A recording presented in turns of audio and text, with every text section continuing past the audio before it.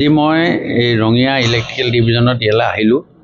আহি তেখেতসকলৰ লগত তেখেতসকলৰ যিখিনি প্ৰব্লেম আছে আৰু তেখেতসকলৰ জৰিয়তে আমি যিবিলাক ফিল্ডত কাম কৰি আছোঁ, এই গোটেই কথাটো আজি আমি এটা ৰিভিউ কৰিলোঁ। আৰু এই ৰিভিউ ফালৰ পৰা আমি দেখা গৈছে যে কিছুমান জেগাত আমাৰ ৰাইট অফ ৱে যিটো কয়, ৰাইট অফ ৱেটোত আমাৰ কিছু অসুবিধা আছে। আমাৰ প্ৰজেক্টবিলাক 98% হৈ গৈছে, 85% হৈ গৈছে।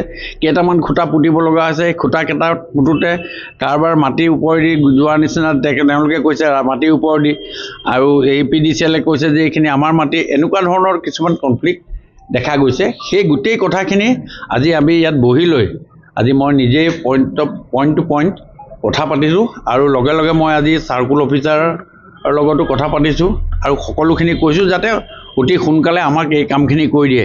কাৰণ যিটো আমাৰ পাৱাৰৰ যিটো ছিষ্টেম, আমি যিবিলাক চাব ষ্টেচন বা আমি AIB পৰা আমাৰ যি পইচা পাইছোঁ, আমি যিখিনি কাম কৰিছোঁ, আমি এটা মডাৰ্ণাইজেশ্যন ছিষ্টেমলৈ আগবাঢ়ি গৈ আছোঁ।